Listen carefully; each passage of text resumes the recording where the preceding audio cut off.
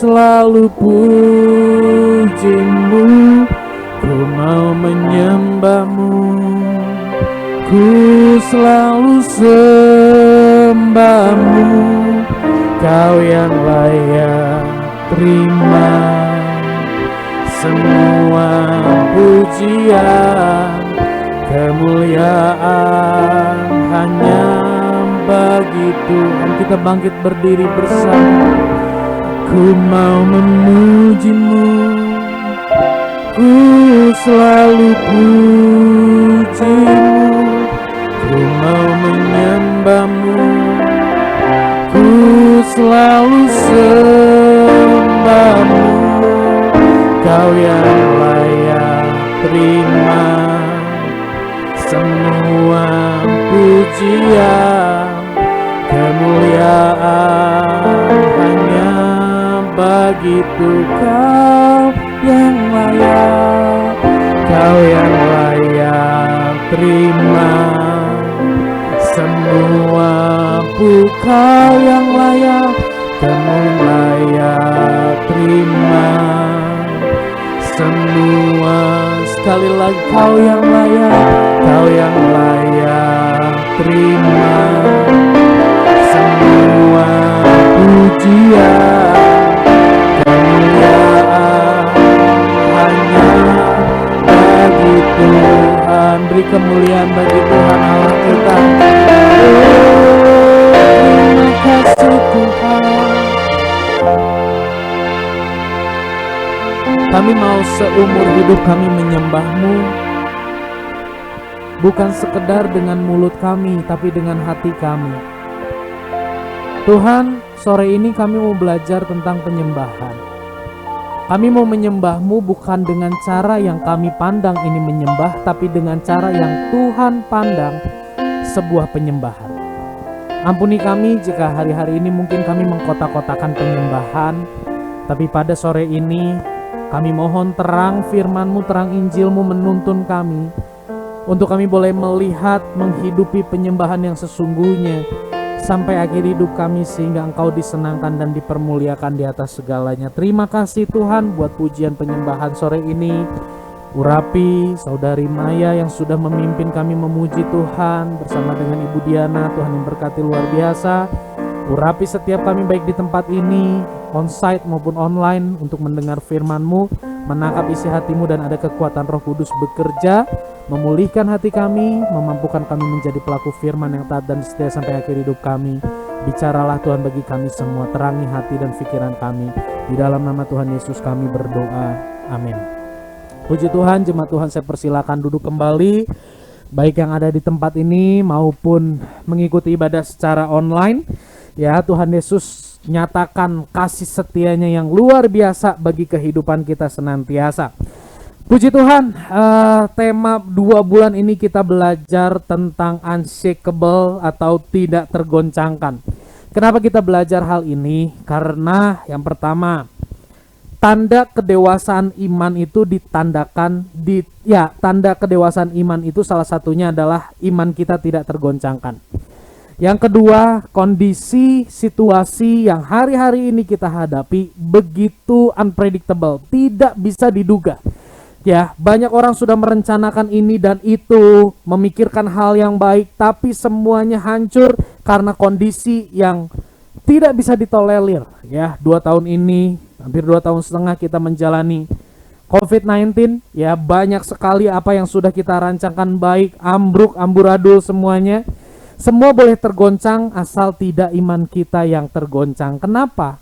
Karena kita beriman kepada pribadi yang tidak dapat digoncangkan, yaitu pribadi Yesus Kristus. Ada sebuah perumpamaan tentang iman, saudara, yang menarik. Ada 2 orang mau pergi ke Jepang dari Indonesia. 2 orang ini akan berangkat naik pesawat ke Jepang. Yang seorang berkata, yakin kita akan sampai di Jepang dengan pesawat. Yang seorang lagi berkata, yakinlah, percayalah. Singkat cerita, yang satu punya keyakinan yang sangat minim bahwa dia akan sampai ke Jepang. Yang satu lagi sangat yakin bahwa dia akan sampai ke Jepang. Tibalah saatnya mereka berdua masuk dalam pesawat. Mereka masuk dalam pesawat, apa yang terjadi, saudara? Dua-duanya sampai di di Jepang. Ini berbicara gini, baik orang yang yakinnya sedikit maupun orang yang sangat yakin, mereka bisa sampai di Jepang bukan karena mereka yakin, tapi karena memang pesawat itu membawa mereka ke Jepang. Pesawat itu punya kemampuan untuk membawa mereka ke Jepang. Begitu juga dengan iman kita, saudara. Ketika kita beriman kepada Yesus, tidak tergantung pada diri kita, tidak tergantung pada apa yang kita lakukan, tapi bagaimana kuasa Yesus memulihkan kita, kuasa Yesus dengan janjinya membawa kita masuk ke dalam kekekalan. Itulah kenapa saya katakan bahwa kita beriman kepada pribadi yang tidak tergoncangkan. Hari ini kita belajar unshakable worship. Bicara tentang penyembahan, seringkali kita berpikir, oh, ini identik dengan musik, ya, alunan nada yang indah, lagu yang lambat, mendatangkan ketenangan. Wah, kalau mendengar musik penyembahan itu aku bisa tersentuh dan menangis. Penyembahan itu harus ngangkat. Kalau nadanya di sini kayaknya kurang asik, nadanya harus naik gitu ya. Wah, kalau ini WL-nya, wah, urapannya terasa, lalu terasa merinding-merinding. Seringkali kita terjebak mengkotakan penyembahan sebatas lagu, sebatas kita menaikkan atau mendengarkan lagu mengucap syukur, saudara. Tapi hari ini kita mau belajar penyembahan bukan dari sudut pandang kita, tapi dari sudut pandang Allah yang kita sembah. Jangan sampai kita merasa kita melakukan penyembahan, tapi Allah merasa bahwa dirinya tidak disembah. Kita mau lihat sama-sama bagian firman Tuhan. Ini yang menjadi pokok pembahasan kita dari kitab Matius pasal yang keempat, saudara ya. Matius pasal yang keempat, ayat yang pertama sampai dengan ayat yang ke-11. Ini menceritakan bagaimana Yesus dicobai sebelum memulai pelayanan. Demikian firman Tuhan. Maka Yesus dibawa oleh Roh ke padang gurun untuk dicobai iblis. Dan setelah berpuasa 40 hari 40 malam, akhirnya laparlah Yesus. Lalu datanglah si pencoba itu dan berkata kepada Yesus, "Jika engkau anak Allah, perintahkanlah supaya batu-batu ini menjadi roti." Tetapi Yesus menjawab, "Ada tertulis, manusia hidup bukan dari roti saja, tetapi dari setiap firman yang keluar dari mulut Allah." Kemudian iblis membawanya ke kota suci dan menempatkan dia di bubungan bait Allah. Lalu berkata kepada Yesus, "Jika engkau anak Allah, jatuhkanlah dirimu ke bawah. Sebab ada tertulis mengenai engkau, ia akan memerintahkan malaikat-malaikatnya, dan mereka akan menatang engkau di atas tangannya supaya kakimu jangan terantuk kepada batu." Yesus berkata kepadanya, "Ada pula tertulis, janganlah engkau mencobai Tuhan Allahmu." Dan iblis membawanya pula ke atas gunung yang sangat tinggi dan memperlihatkan kepadanya semua kerajaan dunia dengan kemegahannya, dan berkata kepada Yesus, "Semua itu akan kuberikan kepadamu jika engkau sujud menyembah aku." Maka berkatalah Yesus kepadanya, "Enyahlah iblis, sebab ada tertulis, engkau harus menyembah Tuhan Allahmu, dan hanya kepada Dia sajalah engkau berbakti." Lalu iblis meninggalkan dia, dan lihatlah malaikat-malaikat datang melayani Yesus. Puji Tuhan. Nah, ada 4 hal yang hari ini akan kita bahas, saudara, melalui penjabaran firman Tuhan. Yang pertama, kita membahas tentang pengertian penyembahan. Yang kedua, kita akan belajar tentang Yesus sebagai teladan penyembahan. Yang ketiga, kita belajar masalah terbesar kita sebagai manusia dalam penyembahan. Dan yang terakhir, Injil dan penyembahan. Yang pertama, pengertian penyembahan. Penting bagi setiap kita memahami pengertian penyembahan dari sudut pandang pribadi Allah yang kita sembah. Ya, banyak hari-hari ini orang kecewa karena mereka merasa sudah menyembah Allah, tapi kondisi tidak kunjung berubah. Paulus menyembah di dalam penjara, menyanyikan pujian, mengucap syukur bersama dengan Silas. Akhirnya pintu penjara terbuka. Kenapa aku sudah menyembah Tuhan, tapi kok pintu penjara tidak kunjung terbuka? Pergumulanku tidak kunjung usai, kondisiku tidak berubah, padahal aku sudah menyembah. Oh, Tuhan sudah kehilangan kuasanya. Banyak orang yang berpikir demikian. Saya mau katakan, jika kita berpikir demikian, kita sedang memandang penyembahan dari sudut pandang kita. Nah, di dalam Matius 4 ayat yang ke-10, berkatalah Yesus kepada iblis, apa? Enyahlah iblis. Ya, engkau harus menyembah Tuhan Allahmu, dan hanya kepada Dia sajalah engkau berbakti. Saudara, jika saudara buka dalam Alkitab di handphone, selesai ayat Matius 4 ayat 10 ini ada sebuah bintang. Dan kalau saudara klik bintang itu, kalau di Alkitab manual itu ada di bawahnya, di keynotes-nya, di situ tersambung dengan Ulangan 6 ayat 13. Di Ulangan 6 ayat 13 firman Tuhan berkata, engkau harus takut akan Tuhan Allahmu, kepada Dia sajalah engkau beribadah. Dan demi namanya engkau harus bersumpah. Nah, dua ayat ini memiliki keterkaitan yang sangat erat. Yesus berkata di Matius 4, katakan gini, berkatalah Yesus kepadanya, sebab ada tertulis. Yesus nggak asal kutip, Yesus kutip itu dari Ulangan 6 ayat 13. Nah, saudara, di dalam kitab Matius ditulis dengan bahasa Yunani. Kata menyembah di situ artinya dibahasakan dengan pembahasan proskuneo, yang artinya merendahkan diri dengan penuh penghormatan dan pengagungan. Peletakan kehendak pribadi di bawah perintah pribadi yang kita sembah. Jadi bicara tentang penyembahan itu bicara kita merendahkan diri kita, kita mengagungkan Dia yang kita sembah atas dasar hormat, kagum, dan agung pribadi itu. Bukan atas dasar takut dihukum, bukan atas dasar supaya diberkati dan sebagainya. Kita hari-hari ini mungkin beberapa di antara kita sedang mengikuti perkembangan kasus yang heboh saat ini. Ada seorang polisi memerintahkan anak buahnya untuk menembak rekannya. Saudara, itu bukan proskuneo. Penembak itu menembak rekannya karena melakukan perintah Tuhan atas dasar takut. Tapi proskuneo yang Yesus sampaikan kepada iblis, engkau harus menyembah Tuhan, itu berbicara kita merendahkan diri dengan penuh penghormatan dan pengagungan, kagum akan Tuhan. Di dalam penghormatan, pengagungan, dan kekaguman akan Tuhan ada sebuah hal yang sangat jelas, yaitu apa? Peletakan kehendak pribadi kita di bawah perintah Tuhan. Mengedepankan perintah Tuhan dibanding kehendak pribadi kita. Sedangkan di dalam kitab Ulangan yang ditulis dengan bahasa Ibrani, di situ kata beribadah itu ditulis dengan kata abad. Dasar kata dari abodah, yang artinya mengabdikan diri, menghambakan diri. Jadi penyembahan di mata Tuhan adalah sikap hati manusia yang tunduk, kagum, dan memberikan dirinya untuk melakukan kehendak Tuhan. Itulah penyembahan di mata Tuhan, bukan sekedar angkat tangan, chord yang pas, merinding, air mata yang keluar. Saudara, emosi itu bisa tersentuh dengan lagu, tapi Tuhan tidak hanya menyentuh emosi. Nanti kita akan lihat.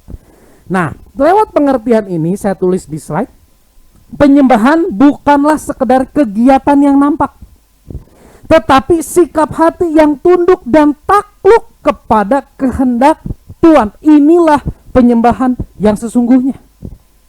Ya, banyak orang yang memandang penyembahan, oh, ketika aku datang ke gereja nyanyi penyembahan, ketika aku melayani Tuhan di gereja aku penyembahan lewat pelayanan. Tapi saya mau katakan, itu bagian dari pelayanan. Tapi pelayanan yang sesungguhnya adalah ketika kita punya sikap hati yang tunduk dan takluk kepada kehendak Tuhan dalam menaikkan pujian, itu baru penyembahan. Tuhan baru merasa disembah ketika hal itu terjadi. Tuhan baru merasa dilayani kapan? Ketika kita melayani dengan sikap hati yang tunduk dan takluk, kagum akan Tuhan. Itulah penyembahan. Yang kedua, kita akan belajar, Yesus adalah teladan penyembahan. Di slide saya tuliskan bagian yang tadi kita sudah baca sama-sama, ya. Kita tahulah sama-sama, kita nggak akan baca lagi ayat ini. Dari ayat 3 sampai dengan ayat yang ke-10 itu terjadi diskusi antara Yesus dengan iblis. Yang saya kasih gambar kuning itu perkataan iblis dan perintah iblis. Yang saya kasih gambar merah, warna merah, itu adalah perkataan Yesus meresponi perkataan iblis. Dan dari kesemua ada 3 paling tidak perintah iblis dan ada 3 respon Yesus. Dari kesemuanya, saudara, Yesus bisa melakukan semuanya dengan sempurna. Rubah batu jadi roti, Yesus bisa nggak? Bisa, saudara. Jangankan rubah batu jadi roti, itu si setan, si iblis dirubah jadi roti juga bisa. Gunung yang ada di hadapan Yesus dirubah jadi roti juga bisa. Ya, kalau Yesus mau, iblis tong loba omong lah, cina. Jangan banyak ngomong, cina. Saya mau kamu jadi roti sekarang, itu jadi roti setan. Ya, di Jawa Timur ada rawon setan. Kalau Yesus mau, bisa tuh Yesus bikin roti setan. Setan dirubah jadi roti, bisa. Tapi Yesus lakukan nggak rubah batu jadi roti? Tidak, sekalipun dia lapar. Dia tidak lakukan itu. Kenapa? Karena dia tahu aku harus mengabdikan diri kepada kehendak Bapa, perintah Bapa, bukan perintah iblis.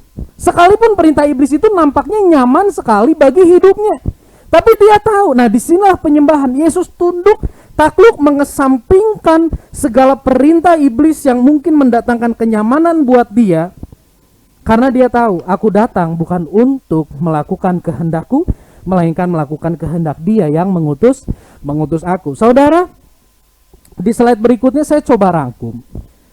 Ya, teladan penyembahan Yesus. Tidak berhenti di Matius 4 ketika Yesus dicobai. Matius 4, sebelum Yesus pelayanan, Yesus dicobai dan kita bisa melihat hatinya menyembah Allah Bapa sehingga dia tidak takluk kepada perintah iblis. Dia takluk tunduk kepada perintah Bapa. Kejadian yang kedua, Yohanes 6 ayat 14-15. Saudara pasti tahu ya, 5 roti 2 ikan. Setelah orang ngalamin 5 roti 2 ikan, setelah mereka kenyang, baru mereka sadar bahwa mujizat terjadi. Di dalam kemahatauan Yesus tahu, aku mau ditangkap nih sama orang-orang yang habis makan 5 roti 2 ikan nih. Aku mau ditangkap untuk aku dijadikan raja. Bayangkan yuk sama-sama. Kalau Yesus saat itu berdiam diri, Yesus ditangkap jadi raja, kira-kira hidupnya nyaman enggak? Hidupnya nyaman. Ditangkap sama orang Israel, dijadikan raja, hidupnya nyaman. Tapi dia tidak akan pernah naik ke atas kayu salib. Dia tidak akan pernah tersiksa menggantikan kita menanggung dosa kita. Enggak akan pernah. Di sini kita bisa melihat, sekalipun diperhadapkan dengan kenyamanan, kesempatan untuk menjadi raja Israel, Yesus tidak menggunakan kesempatan itu karena dia tahu ini bukan kehendak Bapa. Yang ketiga, Lukas 22 ayat 42. Firman Tuhan berkata, ya Bapa, ya Allah, kalau boleh cawan ini lalu daripadaku. Yesus menyatakan kehendak, tapi ditutup dengan penyerahan kehendak. Pernyataan dan penyerahan. Jikalau boleh cawan ini lalu daripadaku, tapi bukan kehendakku yang jadi, melainkan kehendakmu sajalah yang terjadi. Saudara, kalau Yesus hidup di zaman sekarang, ini dibilang Yesus ini orang yang gak beriman. Karena hari-hari ini, saudara, banyak sekali pengajaran-pengajaran yang mengajarkan gedor pintu sorga dengan doamu. Berdoalah sampai apa yang kau minta dinyatakan, dengan memotong-motong, mencincang-cincang ayat yang ada di dalam Alkitab. Yesus bisa menggedor sorga. Yesus bisa minta malaikat, perintahkan malaikat turun jadi backingnya sebelum dia ditangkap. Tapi Yesus tidak lakukan itu. Kenapa? Karena dia tahu itu bukan kehendak Bapa. Inilah penyembahan yang sejati. Yohanes 19 ayat 10, ketika Yesus dibawa ke pengadilan di hadapan Pontius Pilatus. Pontius Pilatus bilang gini, kamu nggak tahu siapa saya? Coba kamu ngomong sama saya, karena saya berkuasa membebaskan kamu loh dari penyalipan. Wah, Bapak Ibu, ini ada kesempatan lagi untuk Yesus tinggalin itu kehendak Bapa dan hidup nyaman di dalam dunia. Tapi apa yang terjadi? Yesus nggak pakai kesempatan itu untuk membebaskan dirinya dari ancaman penyalipan. Karena dia tahu hidupnya adalah untuk menyembah Allah Bapa.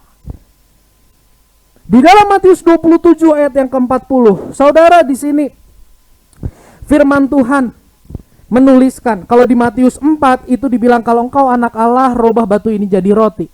Kalau engkau anak Allah, terjunkan dirimu ke bawah. Di dalam Matius 27 ayat 40, perkataan yang sama diutarakan kepada Yesus. Kalau engkau anak Allah, turun dari salib. Waduh, saudara, itu namanya gengsi, saudara. Namanya hati yang ingin membuktikan setelah sekian tahun diinjak-injak oleh manusia yang diciptakannya. Yesus bisa, saudara, dengan satu petikan jari itu paku murudul, saudara, kayu jadi bubuk, bisa. terhindar dia dari penyaliban. Tapi petikan jari itu dia tidak bunyikan. Kenapa? Karena dia tahu itu bukan kehendaknya. Yesus adalah teladan penyembahan yang sejati, saudara. Kita bisa melihat Yesus di dalam menjalani kehidupannya, dia selalu memberi diri untuk kehendak Bapa terjadi atas hidupnya. Bahkan yang terakhir, Lukas 23 ayat 24, saudara di sini menceritakan. Begitu naik di atas kayu salib, Yesus bilang gini, "Ya Bapa, ampunilah mereka sebab mereka tidak tahu apa yang mereka perbuat." Wow! Di sini kita bisa belajar bagaimana Yesus konsisten melakukan kehendak Bapa. Yesus bisa marah di situ. Tapi Yesus memilih untuk memperkatakan doa pengampunan untuk orang-orang yang sudah menyalibkan dia. Karena apa? Karena itulah kehendak Bapa untuk Yesus kerjakan di dalam hidupnya.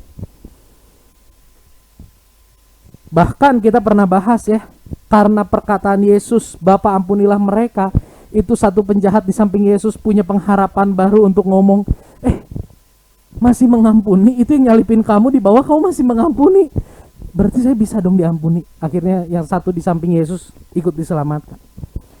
Saudara, lewat gambar ini kita bisa melihat bagaimana Yesus dalam hidupnya memberi teladan bagi kita tentang penyembahan yang sejati. Saudara, Tuhan kita adalah Tuhan yang senang disembah. Tapi dia tidak mau kita menyembah dia atas dasar keterpaksaan. Maka dari itu, Yesus turun ke dalam dunia bukan di usia 33 tahun di mana hanya 6 bulan hidup di dunia lalu disalibkan. Bisa ya Yesus datang dalam usia tua ya? Bisa ya Yesus datang H-2 penyaliban, bisa nggak? Bisa. Tapi kalau itu dilakukan, kita nggak akan pernah lihat ini. Kita nggak akan pernah lihat apa yang ada di slide share screen kita hari ini. Kita nggak bisa belajar tentang menyembah Allah dengan benar tuh seperti apa. Tapi inilah luar biasanya Tuhan kita. Dia tidak hanya memberi perintah, tapi dia menghadirkan dirinya untuk menjadi teladan, menjelaskan kepada kita bagaimana seharusnya menyembah Tuhan dengan benar. Lewat hal ini kita bisa lihat di dalam slide, kita baca sama-sama ya. Yang di dalam kurung gak usah dibaca. 1, 2, 3. Yesus menjadikan Allah Bapa sebagai pusat penyembahannya. Saudara, bicara tentang penyembahan, baru tadi saya dengar khotbah juga. Kalau ini GCC, tadi saya dengar khotbah GPCC, bahas juga tentang penyembahan. Tim Keller, seorang bapak gereja, menyatakan gini, worship itu diambil dari kata bahasa Inggris kuno yang dua kata, yaitu word dan ship. Ini bicara tentang kelayakan. Ketika kita menyembah sesuatu, kita berkorban hal yang besar, kita mengkorbankan sesuatu hal yang besar dalam hidup kita untuk mendapatkan sesuatu, berarti kita menyembah itu. Ketika kita mengorbankan, rela kehilangan sesuatu yang berharga untuk menyenangkan seseorang, berarti orang itulah menjadi pusat penyembahan kita. Nah, Yesus yang adalah subjek penyembahan, pelaku penyembahan, menjadikan Allah Bapa sebagai objek penyembahannya. Dan inilah saudara penyembahan yang sejati. Ya, nah, yang menjadi perenungan bagi setiap kita, di sini kita bisa melihat, saudara, bahwa Yesus menunjukkan bahwa Allah Bapa atau kehendak Bapa adalah sesuatu yang layak untuk memperoleh tempat terbaik.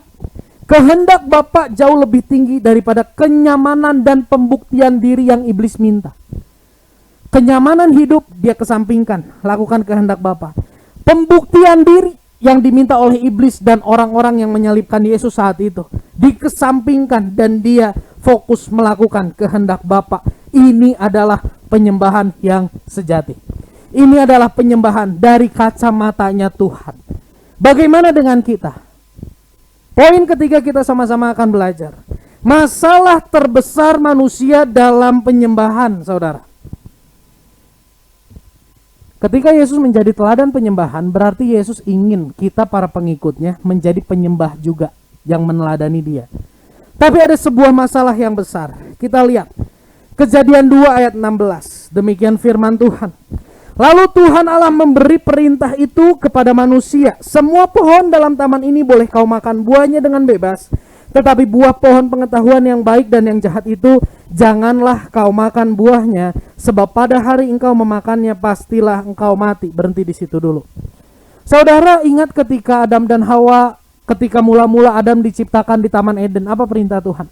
Ayo kelola taman ini, rawat taman ini dengan baik, namailah semua binatang. Lalu ketika Tuhan juga kasih pesan tentang makanan, ya, buah pohon pengetahuan baik dan jahat nggak boleh engkau makan buahnya.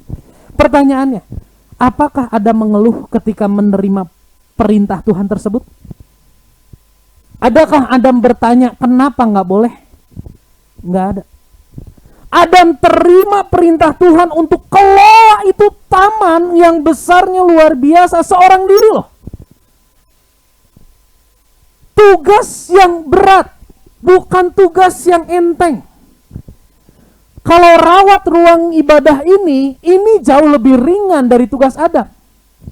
Tapi Adam ketika dia belum jatuh dalam dosa, dikasih perintah untuk rawat Taman Eden, dia terima dengan sukacita, bukan terima dengan sukacita aja, dia kerjakan dengan sukacita tanpa keluh kesah. Ini menunjukkan bahwa manusia pertama yang diciptakan sama Tuhan, agenda besar Tuhan di balik penciptaan manusia adalah supaya manusia bisa tunduk kepada Allah, mengerjakan semua yang Allah percayakan. Wow, luar biasa. Tanpa keluh kesah. Ini gambaran manusia yang Tuhan mau menerima perintah, menjalankannya tanpa keluh kesah. Tapi semua berubah, semua hancur berantakan. Kejadian 3 ayat 6. Kita baca sama-sama. 1, 2, 3. Perempuan itu melihat bahwa buah pohon itu baik untuk dimakan dan sedap kelihatannya.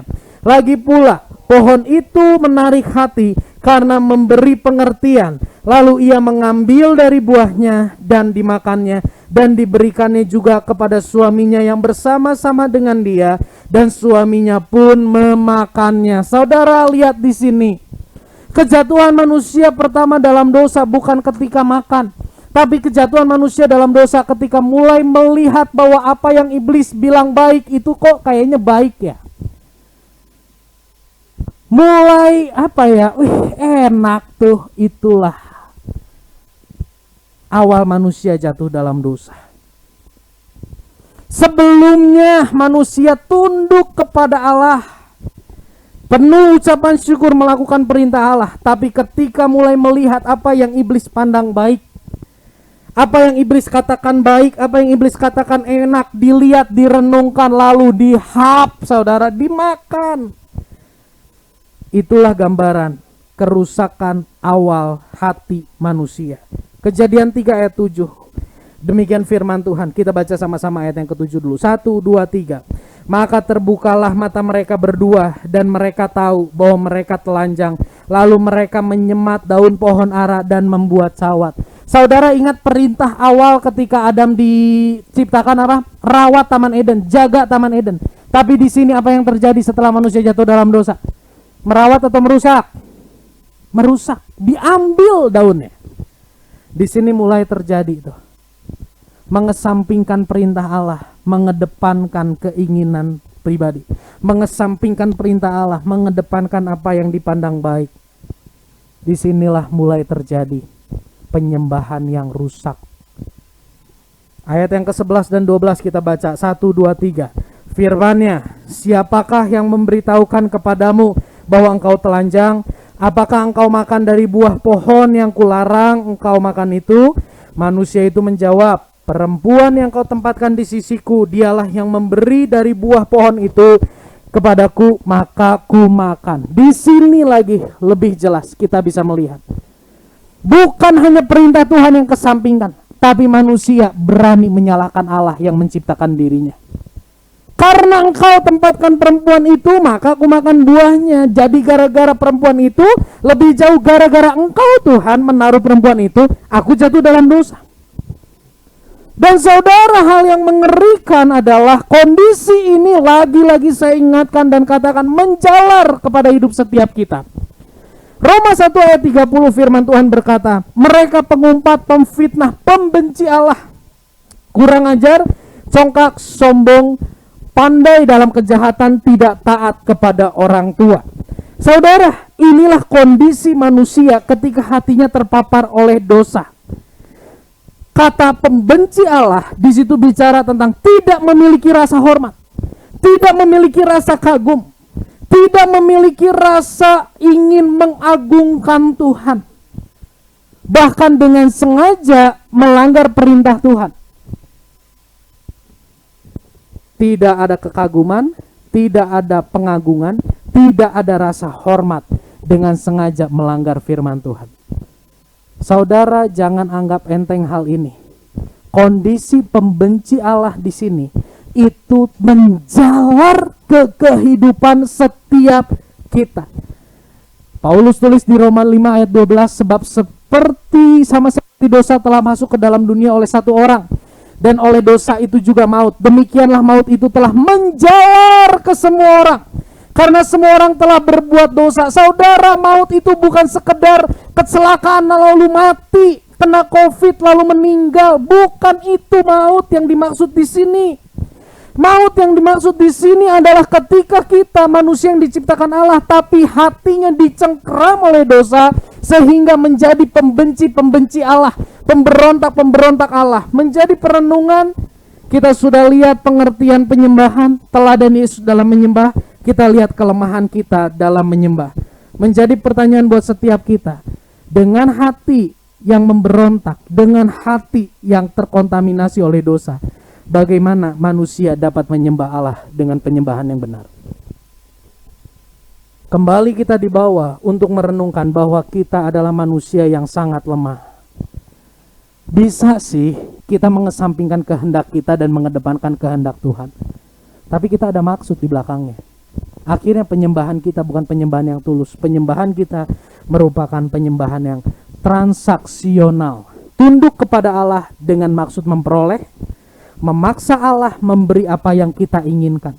Dasar hatinya menjadikan diri sebagai objek penyembahan, bukan Allah sebagai objek penyembahan. Kembali lagi kita diingatkan, kita disadarkan.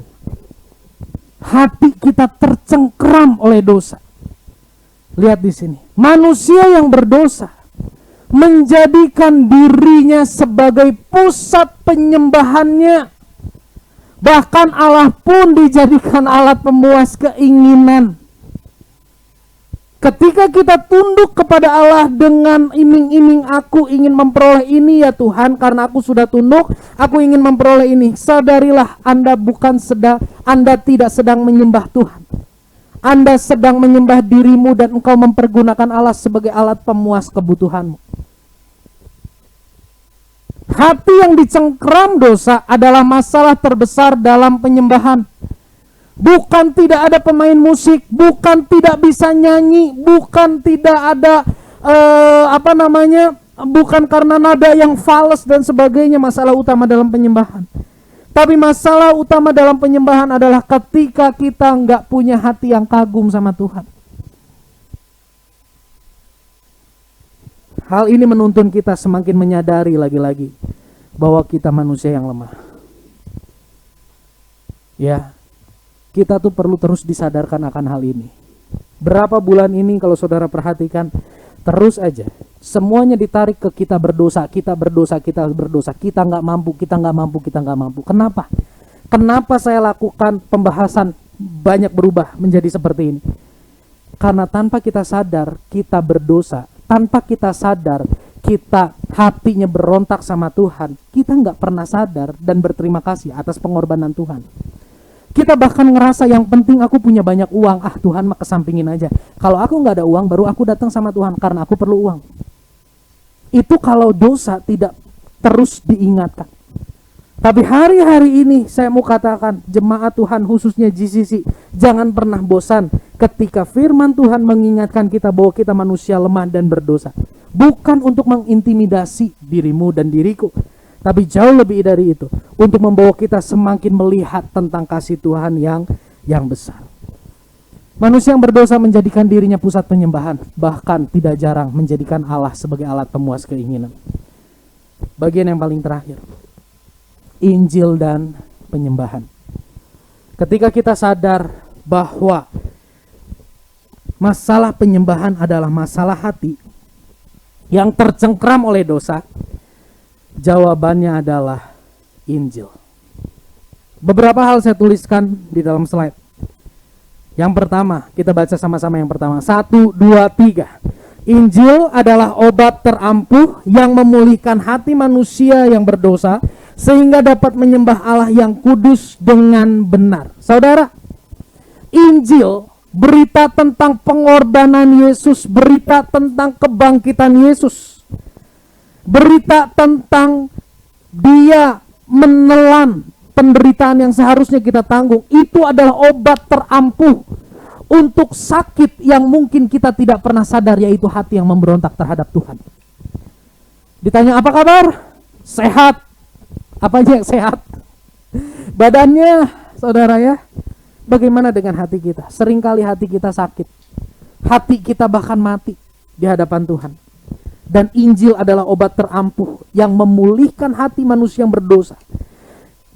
Yang kedua, di situ kita lihat, Injil bukanlah runtutan, tuntutan atau langkah untuk mencapai standar kekudusan Allah. Saudara, 2 minggu lalu, kalau nggak salah, atau 3 minggu lalu, saya berbincang dengan seorang saudara yang pernah lama tinggal di Singapura. Dia sampaikan gini, kok di Singapura itu ada sebuah value, ada sebuah nilai. Kamu mau memperoleh sesuatu, kamu harus bekerja keras untuk memperoleh sesuatu. Kamu harus bekerja keras untuk memperoleh sesuatu. Baik nggak? Baik. Tapi ketika itu terus ditanamkan, bahkan kita di Indonesia pun seringkali melakukan itu. Kamu dalam mendidik anak, kamu mau ini, kalau kamu begini, sok. Tujuannya memotivasi. Tapi jangan salah, saudara. Nilai itu akan tertanam dalam diri anak-anak yang kita didik, yang Tuhan percayakan. Termasuk dalam melihat pengampunan dosa yang Tuhan berikan. Akhirnya anak-anak bisa memandang gini, aku harus baik dulu supaya aku dapat pengampunan dosa. Aku harus lakukan ini dulu, aku harus melayani dulu supaya aku dapat pengampunan dosa. Aku harus baju rapih dulu, aku gak boleh ngomong kasar dulu, aku gak boleh berbohong dulu, baru aku disayang sama Tuhan. Jujur, ketika saya harus pimpin pujian di ibadah anak, saya kebingungan pilih lagu. Lagu yang gampang kan gini, bohong, bohong, bohong, itu dosa.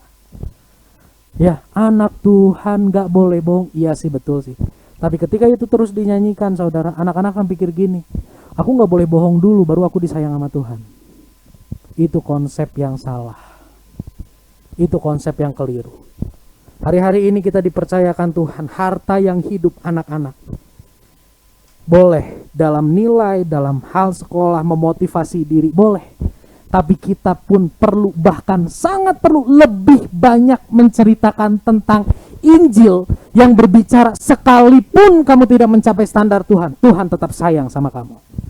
Sekalipun kamu sampai saat ini masih nakal, Tuhan tetap sayang sama kamu. Bagian yang ketiga dikatakan apa? Injil adalah tindakan kasih Allah untuk menghampiri, membenarkan manusia yang berdosa, yang tidak pernah dapat menyembah Allah dengan benar dan tidak pernah dapat mencapai standar kekudusan Allah yang sangat tinggi dan mutlak. Itulah Injil. Jadi saya titip kepada orang tua, sejak usia anak-anak, tanamkan bahwa Injil berbeda dari value dunia yang hari ini digaung-gaungkan. Berusaha keras untuk memperoleh sesuatu. Injil bicara tentang kasih Tuhan, sekalipun kita tidak melakukan apa-apa, kita tetap disayang. Next. Saudara, inilah Injil. Inilah Injil. Seharusnya yang tergeletak di tanah dengan tubuh yang terluka adalah kita. Seharusnya yang memikul salib sebagai konsekuensi dari dosa adalah kita. Seharusnya yang naik ke atas kayu salib menerima penghukuman untuk masalah problem yang terbesar, terhina, adalah kita. Tapi justru lewat pengorbanan Yesus, saya tulis di situ, Yesus yang adalah Allah, dia layak disembah, rela diperlakukan hina dan najis agar kita dapat mengalami pemulihan dan menyembah Allah dengan benar. Yesus yang seharusnya dihina, Yesus yang seharusnya disembah, Yesus yang seharusnya diagungkan karena dia adalah pencipta, datang ke dalam dunia ditolak oleh ciptaannya. Yesus yang adalah pencipta datang ke dalam dunia malah diperlakukan dengan sangat buruk oleh ciptaannya. Tapi dia rela mengalami hal itu semua. Karena apa? Dia rela diperlakukan sangat rendah. Lebih rendah dari keset. Dia yang harusnya jadi mahkota, dia rela jadi keset. Karena dengan dia menjadi keset, ada kuasa yang membenarkan kita. Ada kuasa yang menguduskan kita. Ada kuasa yang sanggup mengubah hati kita. Saya tulis, Yesus menanggung konsekuensi dosa yang seharusnya saya dan saudara tanggung. Ketika dia menanggung konsekuensi dosa kita, maka apa yang seharusnya kita tanggung itu sudah lunas dan kita dibenarkan. Kita memperoleh status benar lagi-lagi bukan karena kita melakukan sesuatu yang benar, tapi karena dia terlebih dahulu membenarkan kita.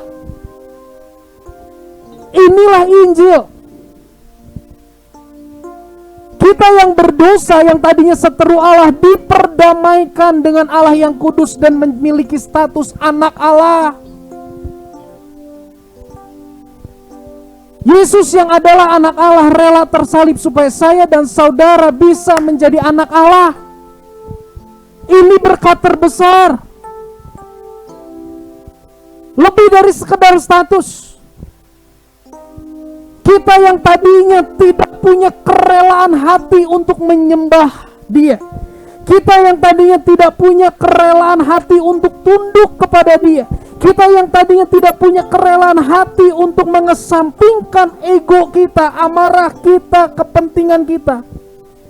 Dengan pengorbanan Yesus, kita diberi hati yang baru. Sehingga kita dengan segenap kerelaan mengabdi, mempersembahkan diri kita kepada Allah. Bukan dengan keterpaksaan. Sekali lagi, dalam hati yang dicengkeram dosa, kita bisa sih beberapa waktu taat sama Tuhan, tapi sifatnya transaksional. Supaya aku memperoleh ini dan itu, dibebaskan dari ini dan itu bukan penyembahan yang Tuhan mau. Tapi Injil berkuasa untuk merubah hati kita, yang tadinya gak rela, menjadi rela tunduk kepada kehendak Allah. Kita yang selalu gagal, kita udah tahu standar penyembahan ya. Bukan satu hal yang mudah. Kita yang selalu gagal untuk menyembah Dia dengan benar, melakukan kehendaknya. Kita dimampukan untuk melakukan kehendaknya. Saudara, saya mau katakan, Anda tidak berjalan sendiri dalam menghidupi firman Tuhan. Anda tidak berjalan sendiri untuk membangun kedekatanmu dengan Tuhan. Belum lama saya melihat postingan, Anda mau tidak tergoncangkan, Anda harus punya kedekatan dengan Tuhan. Yuk kita jujur, berapa kali kita tahu harus dekat sama Tuhan, tapi hati ini hambar. Ini menunjukkan bahwa kita manusia yang lemah. Untuk menyembah Dia aja kita gak mampu, kita gak bisa. Kita selalu gagal. Saya bersyukur bulan Februari Tuhan izinkan hal yang konyol terjadi yang membuat kaki saya retak. 2 hari pertama saya nggak pakai tongkat. Di hari pertama saya nggak pakai tongkat. Saya tahu saya harus makan, itu kebutuhan. Saya tahu saya harus ke toilet, itu kebutuhan. Saya ke toilet, wah susah payah. Saudara tahu hari kedua, saya males makan. Karena apa? Udah kebayang dulu sakitnya. Jalan ke meja makan sakit. Saya malas ke toilet. Kenapa? Udah kebayang sama saya ke toilet itu sakit. Jadi malas duluan sekalipun itu kebutuhan. Berbeda kondisi ketika ada tongkat yang menopang kehidupan saya, menopang tubuh saya. Saya bisa mengayun tangan saya nggak usah rasa sakit lagi ketika saya mau ke meja makan, dan saya bisa makan dengan enak. Saya bisa ke toilet, kebutuhan saya ke toilet, saya bisa lakukan dengan hati yang tenang. Itu juga yang Tuhan kerjakan dalam hidup saya dan saudara. Dia mengampuni kita, dia membenarkan kita, dia merubah hati kita, dan dia menopang kita untuk melakukan kehendaknya. Ini anugerah, inilah Injil. Jangan kesampingkan Injil. Injil itu adalah A sampai Z kekristenan, bukan cuma A sampai C kekristenan. Jangan pikir aku sudah menerima pengampunan dosa maka aku gak perlu lagi Injil. Salah. Itu yang membuat kita selalu jatuh bangun. Sadarilah dalam menjalani perjalanan setelah kita diampuni, dalam menghidupi penyembahan setelah hati kita diampuni dan diberikan kerelaan, kita perlu topangan anugerah Tuhan. Dan Tuhan tidak meninggalkan kita, dan kita kenal dalam nama Roh Kudus ada di dalam kita. Next, Ibrani 9 ayat 14. Firman Tuhan berkata, betapa lebihnya darah Kristus yang oleh Roh yang kekal mempersembahkan dirinya sendiri kepada Allah sebagai persembahan yang tak bercacat, akan menyucikan hati nurani kita dari segala perbuatan yang sia-sia, supaya kita dapat beribadah, supaya kita dapat menyembah, supaya kita bisa abodah proskuneo kepada Allah yang hidup. Tanpa hati nurani yang disucikan gak bisa. Yusak tahu dari mana pengorbanan Yesus itu bisa merubah hati kita yang gak rela jadi rela? Ini ayatnya. Kuasanya sampai di sini loh saudara. Jangan batasi kuasa Tuhan. Seringkali kita berpikir, oh kuasa Tuhan menyembuhkan, membuka jalan masalah, bangkit dari kematian. Saya mau katakan, jangan sampai iblis menyembunyikan ayat ini dari hidup kita, sehingga kita putus asa dalam menyembah Tuhan. Di sini ada sebuah jawaban. Dengan pengorbanannya dia menyucikan hati nurani kita. Selera kita dirubah. Selera dirubah, namanya selera sulit diomongin. Tadinya gak suka jadi suka banget. Paulus mengalami hal itu. Ketika hati nurani disucikan, Yakobus 4 ayat 7 apa? Tunduklah kepada Allah, bukan satu hal yang susah. Tanpa hati yang diubah, tunduk kepada Allah jadi satu hal yang sangat susah. Berapa tahun yang lalu saudara, Tuhan izinkan saya membuka sebuah komunitas anak-anak muda. Wah, selesai komsel itu di depan rumah saya sampai jam 1 malam, jam 2 malam mereka ngakak-ngakak, ketawa-ketawa. Mereka ngerokok, saya bilang jangan ngerokok, minggu depan gak datang. Mereka di mobil bawa minuman, saya bilang jangan minum. Mereka bilang wah dikekang. Ya udahlah, yang penting jangan di sini ya. Mereka ngerokok di depan. Suatu hari saya lagi kumpul di belakang, yang ngerokok biasa di depan, di luar. Saya lagi kumpul di belakang. Tiba-tiba ada satu orang yang biasanya tongkrongannya di depan, jadi tongkrongannya ke belakang. Saya bilang, bro, bukannya tongkrongan lu di depan? Bukannya biasanya ngerokok? Dia bilang, Sak, udah 1 minggu saya berhenti rokok. Kaget. Saya tanya, kenapa lu berhenti ngerokok? Gak tahan. Gak tahan apa? Gak tahan sama kasih Tuhan. Malu sama kasih Tuhan. Bro, kan gue gak paksa. Iya, cuman kasih Tuhan yang robah. Sak, doain 3 minggu lagi gue mau dibaptis. Wow. Dan hari ini jadi dosen teologi, sedang mengambil S3 teologi. Saudara, ini membuktikan perubahan itu dimulai dari dalam hati. Merubah selera hati kita, maka tindakan kita berubah. Hati nurani yang disucikan, kita punya penundukan diri kepada Allah. Ketika hati nurani disucikan, kita hidup dalam topangan anugerah Tuhan seperti tongkat tadi, maka kita dapat menjalani kehidupan unshakable worship. penyembahan yang tak tergoncangkan. Filipi 4 ayat 12, firman Tuhan berkata sebagai ayat yang terakhir. Saya sudah mengalami, kata Paulus, saya ambil dari bahasa Indonesia masa kini. Filipi 4 ayat 12, saya sudah mengalami hidup serba kekurangan, tapi juga saya pernah hidup dalam kelimpahan. Saya sudah tahu rahasia untuk menghadapi kekurangan dan kelimpahan. Baik keadaan makmur maupun keadaan miskin, keadaan mewah maupun keadaan berkekurangan. Kita baca ayat 13 sama-sama. 1, 2, 3. Dengan kuasa yang diberikan Kristus kepada saya mempunyai kekuatan untuk menghadapi segala rupa keadaan. Wow! Dengan kekuatan yang Tuhan kasih, Paulus bisa tetap menyembah Tuhan sekalipun dalam kekurangan. Dalam kekuatan yang Tuhan kasih, dia tidak menyombongkan diri dan melupakan Tuhan ketika dia berkelimpahan. Dalam topangan anugerah kekuatan yang diberikan Tuhan, ketika keadaan makmur dia gak jadi sombong. Dalam topangan anugerah dan hati yang dimurnikan selalu dalam keadaan miskin, dia tidak menghujat Tuhan. Dengan kuasa yang Tuhan beri ke keadaan mewah, dia tidak pakai kemewahannya untuk berfoya-foya dan mendukacitakan hati Tuhan dengan harta yang ada. Dalam keadaan yang berkekurangan, dengan kuasa Allah yang diberikan kepada Paulus, Paulus tidak meninggalkan Tuhan sampai akhir hidupnya. Kita manusia lemah, dan Tuhan yang maha kuat. Kita yang maha lemah, Dia yang maha kuat. Dia turun ke dalam dunia untuk menguatkan yang maha lemah, supaya dengan topangan Dia, kita yang maha lemah, kita bisa menjadi kuat. Bukan kita hebat, tapi karena kuasa Tuhan ada di dalam kita, merubahkan hati nurani kita, memampukan kita menghidupi firman Tuhan. Next. Pribadi yang berinjil akan dimampukan untuk tetap tunduk kepada Allah dalam segala kondisi kehidupan. Dalam kelimpahan, dalam kekurangan, kita tetap tunduk kepada Allah. Tidak memakai kekayaan kita untuk memuaskan hawa nafsu kita yang melanggar firman Tuhan, sekalipun kita mampu dengan kekayaan kita.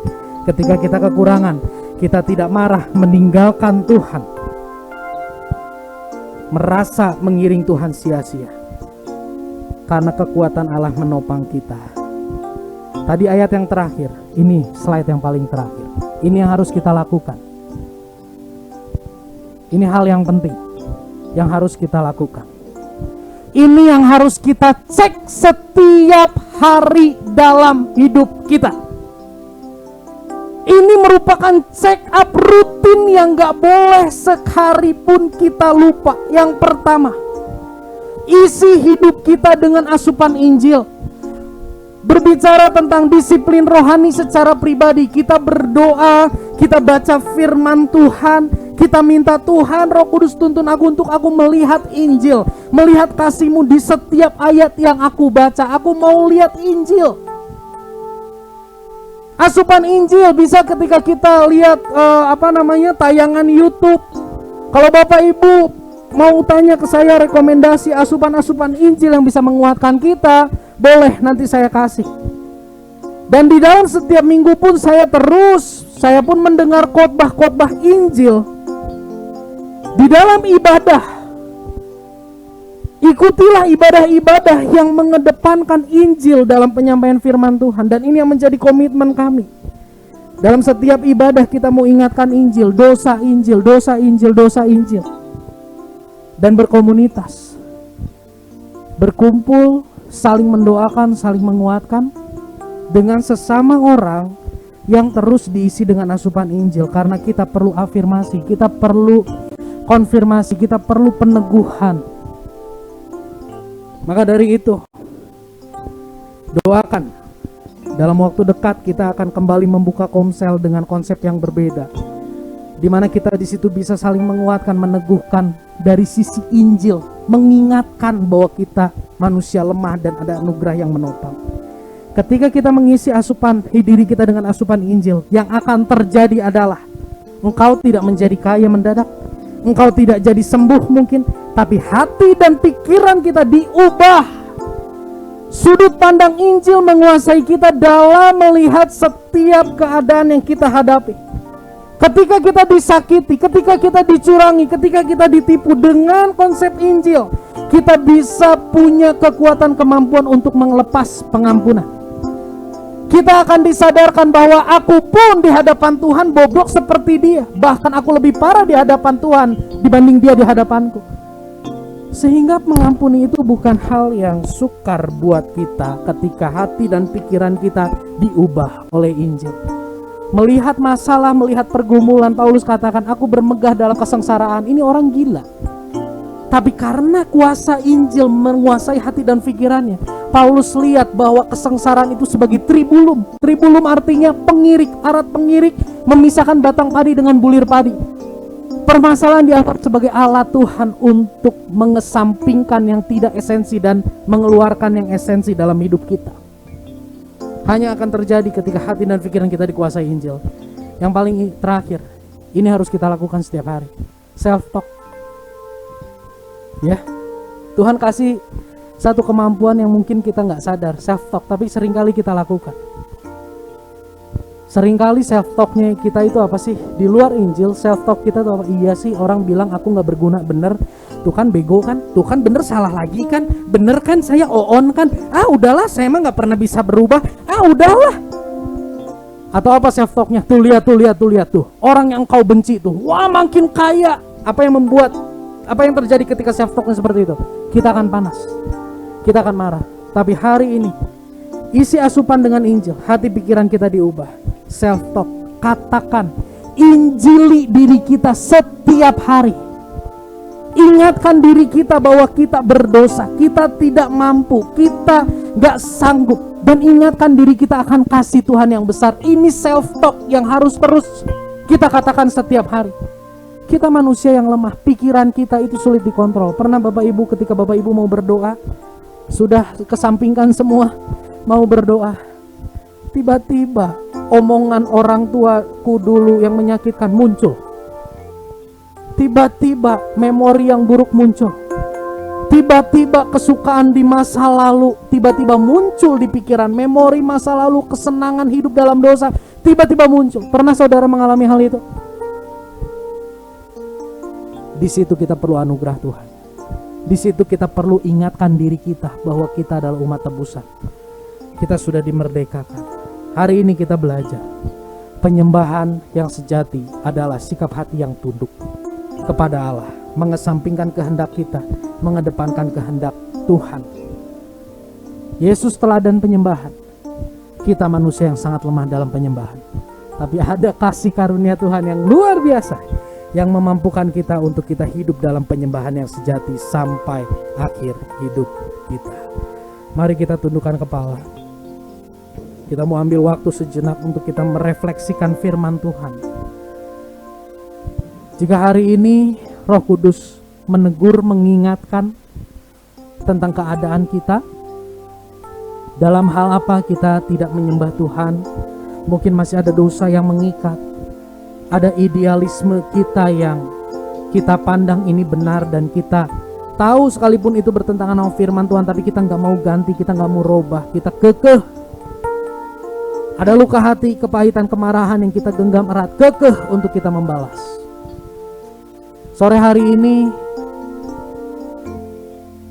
kita mendengar sebuah kabar baik di mana Injil berkuasa untuk menyucikan hati nurani kita, sehingga kita dimampukan menjadi pelaku firman, sehingga kita dimampukan untuk mengesampingkan kehendak kita dan mengedepankan kehendak Tuhan.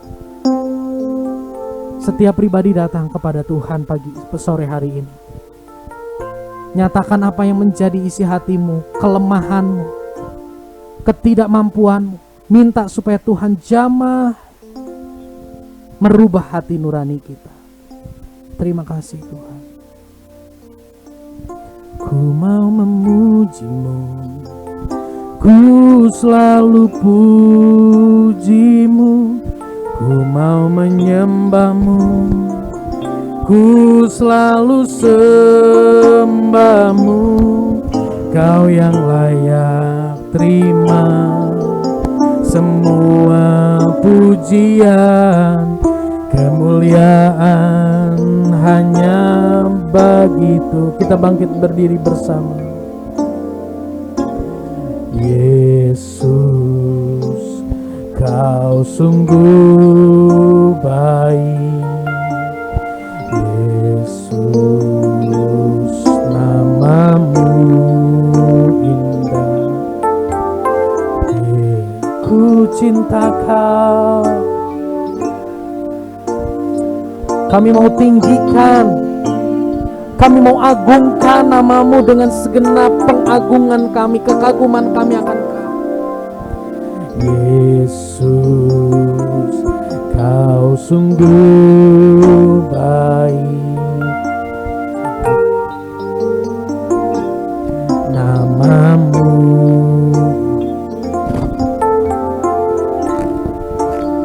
Ku cinta Kau. Amin, amin. Ku tinggikan, Ku agungkan, yes, terima kasih Tuhan. selamanya. Ku mau memuji-Mu, Ku mau memuji-Mu. haleluya. Ku selalu puji-Mu, ku mau menyembah-Mu, ku selalu sembah-Mu. Kau yang layak terima semua pujian, kemuliaan hanya bagi Memuji-Mu, Kami mau selalu sembah-Mu Tuhan. Oh Jesus, menyembah-Mu. ku selalu sembah-Mu. Kau yang layak terima semua pujian, kemuliaan hanya bagi Tuhan. Sekali lagi katakan, ku mau memuji-Mu. Ku mau memuji-Mu. Ini komitmen kami Tuhan. Ku selalu Jamah hati kami untuk kami boleh memuji, menyembah-Mu dengan benar. Rubah hati kami yang keras Tuhan. Rubah hati kami yang penuh dengan keangkuhan. Yes. Semua Terima kasih pujian, Tuhan. kemuliaan hanya bagi Tuhan. Kau yang layak, Kau yang layak terima semua pujian, kemuliaan hanya bagi Tuhan.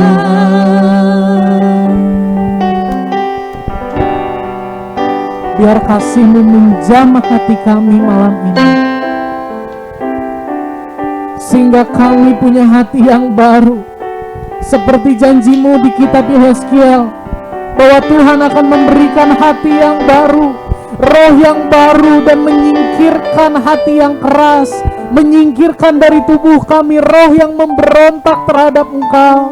Malam hari ini biarlah jamahan Tuhan nyata, memulihkan hati nurani kami, sehingga kami boleh menjadi penyembah-penyembah yang benar, penyembah-penyembah yang menyenangkan Tuhan sampai akhir hidup kami. Terima kasih, Engkau tidak hanya meminta untuk disembah, tapi Engkau memfasilitasi kami untuk menyembah. Dengan pengorbanan-Mu Engkau merubah hati kami, dengan Roh Kudus-Mu Engkau menopang kami menjadi pelaku yang firman yang taat dan setia sampai akhir hidup kami. Hamba-Mu terbatas Tuhan, hamba mohon Roh Kudus sempurnakan setiap benih firman Tuhan yang sudah hamba sampaikan. Buat jemaat-Mu mengerti, buat jemaat-Mu rela, buat jemaat-Mu kuat melakukan kebenaran firman dengan hati yang tulus kagum akan Engkau. Hamba-Mu berhenti berbicara, tapi Roh Kudus memeteraikan firman. Firman-Mu menjadi rema dalam hidup kami. Terima kasih Tuhan, terima kasih Bapa. Di dalam nama Tuhan Yesus kami berdoa. Amin. Saya serahkan pada Ibu Gembala.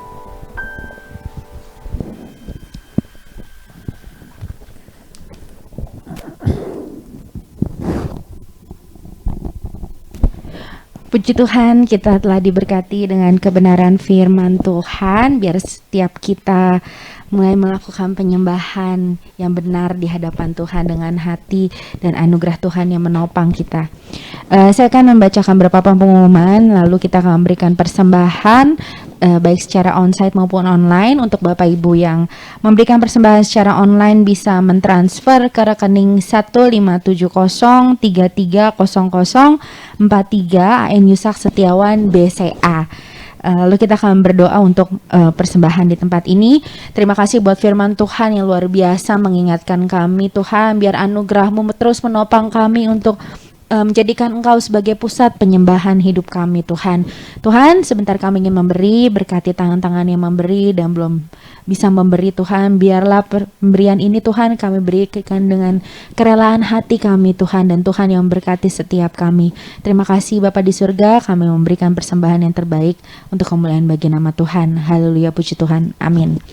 Sambil persembahan dijalankan, saya akan bacakan beberapa pengumuman ibadah Sunday Service yang diadakan setiap minggu pukul 4 sore di tempat ini diadakan secara hybrid, online dan onsite.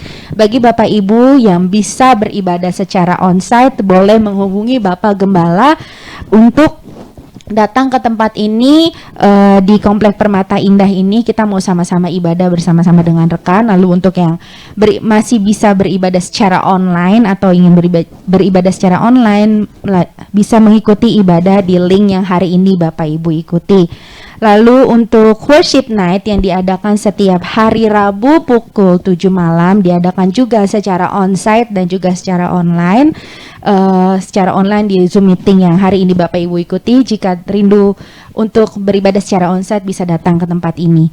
Lalu untuk JCC Kids yang diadakan setiap hari Sabtu pukul 3 sore, sebulan sekali diadakan secara onsite. Bagi Bapak Ibu yang punya anak cucu bisa mengikuti ibadah ini bersama-sama dengan kami. Kita mau ajar anak-anak kita untuk mengasihi Tuhan dengan lebih lagi.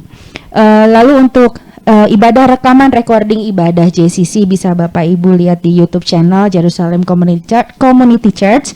Lalu juga untuk IG, Instagram JCC BDG, Instagram JCC bisa Bapak Ibu ikuti untuk info ibadah dan juga untuk info-info ibadah yang ada di Instagram. Bapak Ibu bisa follow di JCC BDG di Instagram. Terima kasih. Sekian pengumuman, saya serahkan kepada Bapak Gembala. Ya, puji Tuhan, dengan pertolongan Tuhan kita boleh mengikuti ibadah pada sore ini. Saya undang kita untuk bangkit berdiri. Kita akan tutup ibadah ini dalam doa.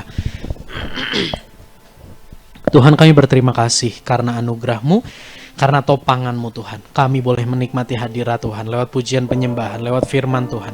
Kami dibawa semakin mengenal Tuhan, dan melalui persembahan kami diajar untuk memberi dari apa yang ada pada kami bagi kemuliaan nama-Mu. Sempurnakan ibadah ini untuk kemuliaan nama-Mu. Terima kasih, bersati berdoa untuk Indonesia di tengah pergumulan permasalahan yang terjadi, di tengah kompleksnya permasalahan yang terjadi. Kami percaya ada kasih dan kuasa Tuhan yang sanggup memulihkan Indonesia, dan itu sedang bekerja saat ini.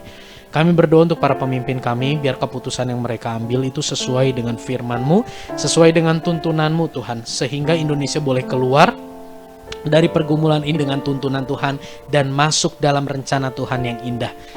Dan Indonesia boleh melihat karya Tuhan yang ajaib. Terima kasih Tuhan. Kami berdoa buat komunitas kami Jerusalem Community Church.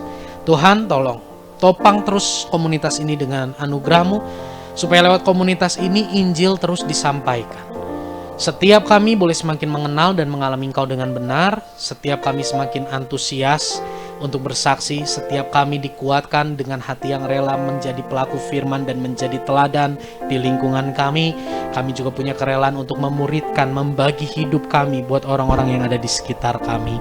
Sebelum kami berpisah Tuhan, kami rindu untuk menerima berkat yang datangnya daripada Tuhan. Mari saudara jemaat yang dikasihi Tuhan, kita mutadahkan tangan kita terima berkat. Terimalah segala berkat daripada Allah Bapa, cinta kasih daripada Tuhan Yesus Kristus, persekutuan dengan Roh Kudus, hati yang mengasihi Tuhan, hati yang rindu dekat dengan Tuhan, hati yang rela dengan sukacita, dan kekuatan Tuhan memampukan kami menjadi pelaku firman saat ini sampai selama-lamanya di setiap aspek kehidupan kami. Memberkati keluarga, hubungan suami, istri, orang tua, anak, kakak, adik dalam nama Yesus terus dipulihkan dengan kasih Tuhan, diikat dengan kasih Tuhan. memberkati pekerjaan, kesehatan, perekonomian, studi, pergaulan, relasi kami dengan orang-orang di sekitar kami, terlebih lagi kerohanian dan pelayanan kami. Semua yang Tuhan percayakan pada kami, ajar kami untuk kelola itu dengan mengandalkan Tuhan, sehingga kami boleh memperoleh yang terbaik dan kemuliaan bagi nama Bapa di sorga. Di dalam nama Tuhan Yesus kami berdoa. Amin. Tak berubah selamanya cinta kasihku padamu, ku mau hidup selamanya untuk senangkan hatimu. Tak berubah selamanya cinta kasihku padamu, ku mau hidup selamanya untuk senangkan hatimu, Tuhan. Puji Tuhan, ibadah selesai. Selamat hari Minggu, Tuhan Yesus memberkati.